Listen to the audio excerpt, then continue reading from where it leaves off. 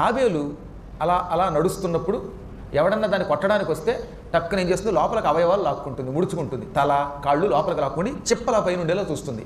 పై చిప్ప మీద కర్రతో కొట్టినా దానికి ఏమవుదు, పాపం తిరిగేస్తేనే అది చచ్చిపోతుంది తప్ప. అపాయము రాగానే, అపాయ శంక రాగానే తాబేలు ఎలా అయితే తన అవయవములను లోపలికి ముడుచుకుంటుందో అలాగే మనందరికీ ఇంద్రియాలు ఉన్నాయి, కానీ అనవసరమైన చోట వాటిని మనం ముడుచుకోవాలి. అనగా ఇప్పుడు మనకి ఇందాక చెప్పిన అన్ని ఇంద్రియాలు ఉన్నాయండి. కళ్ళు ఉన్నాయి, ఒక మంచి సౌందర్యం కనపడింది, ఓ మగాడికి అందగత్తి కనపడింది, లేకపోతే ఒక స్త్రీకి ఒక పురుషుడు కనపడ్డాడు.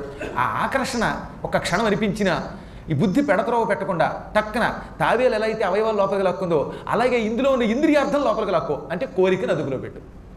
మంచి ఆహారం కనపడింది, తినేయాలన్నంత కసి వచ్చింది, అబ్బో అబ్బో ఇవాళ ఏకాదశి ఉపవాసం ఉన్నాను అని గ్రహించి ఆ పులిహారం చేయించేవాడిని. ఆ ఇంద్రియార్థం అంటే ఏమిటనమాట, తినాలనే కోరిక. ఇంద్రియం నాలుక ఉన్నది, ఈ నాలుకకు ఎదురుగుండా రుచి కలిగిన పదార్థం కనబడింది. ఆ కనబడినప్పుడు దాని మీద కలబడి తినకుండా దాన్ని అదుపులో పెట్టడానికి ఏమని పేరు అన్నమాట, సాధన అని పేరు. ఇంద్రియం ఇంద్రియార్థం. ఇంద్రియం అంటే అవయవం, ఈ అవయవానికి ఉన్న లక్షణాన్ని ఇంద్రియార్థం అంటాం. ఆ ఇంద్రియార్థం వెనక్కి లాగాలి. అనగా ఇప్పుడు నాలుగు ఇందాక చెప్పినట్టుగా ఒక ఆహారం చూడగానే దాన్ని తినాలని కోరింది, ఆ కోరికకి ఇంద్రియార్థం అని పేరు. ఆ కోరికను అదుపులో పెట్టావా ఇంకేముంది, నువ్వు సాధకుడివి. దాన్ని ఎలా పోల్చారు, తాబేలు తన అవయవములు లోపలికి లాక్కుంటుంది, నువ్వు కూడా ఈ ఇంద్రియాలలో ఉన్నటువంటి కోరికని, ఇంద్రియముల యొక్క ఉద్రేకాన్ని బయటికి రాకుండా లోపలికి లాక్కు. అప్పుడు నీ ప్రజ్ఞ, నీ తెలివితేటలు పెరుగుతాయి, నేను అనుగ్రహిస్తాను. తేలికగా తిక్కన గారు ఒక అందమైన పద్యం చెప్పారు.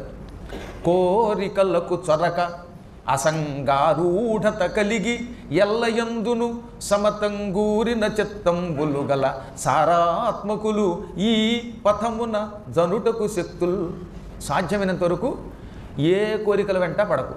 కోరికలు నీ కొంపను ఉంచుతాయి, నీ ప్రాణం తీస్తాయి, నీకు మనశ్శాంతి లేకుండా చేస్తాయి.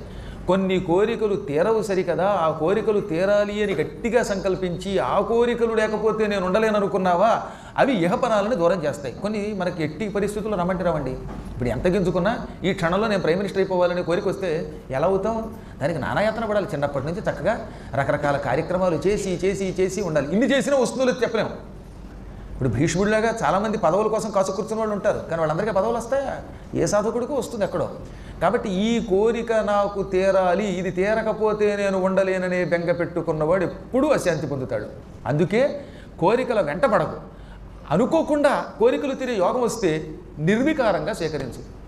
జనక మహారాజు అలాగే చెప్పాడు, నేను ఎప్పుడు రాజు అవ్వాలని కోరుకోలేదు, భగవంతుడు నెత్తి మీద కిరీటం పెట్టాడు, ఈ కిరీటం ఉన్నంతకాలం దీన్ని మోస్తాను, అది పోతే సన్యాసం పుచ్చుకుని మోటా ముల్లే సొత్తుకుని అడుగుపోతాను. ఎంత తేలిగ్గా చెప్పాడు ఆయన. ఆయనకి నిజంగా ఎప్పుడు బెంగలేదట.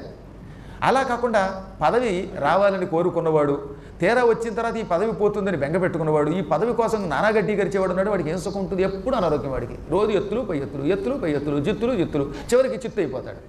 హాయిగా ఉండాలట. వచ్చిందా కీర్తి స్వీకరిద్దాం, పోయిందా పట్టించుకోవద్దు. ఇవాళ నీ వెనకాతల జనం పడి చప్పట్లు కొట్టినప్పుడు ఎలా ఉంటావో రేపు చప్పట్లు మానేసి ఇంటికి వచ్చి క్షమార్పణలు చెప్పినప్పుడు కూడా అంత తేలిగ్గా ఉండాలి, అంత హాయిగా ఉండాలి. అలా లేకపోతే ఇంకా మనం సాధకులం ఏమిటండి. మనందరం ఈ రంగంలోకి అడుగు పెట్టే ముందే, ఏదైనా ఒక రంగంలోకి అడుగు పెట్టే ముందే అందులో చెడ్డ వచ్చినా మంచి వచ్చినా భరించడానికి సిద్ధంగా ఉండాలి.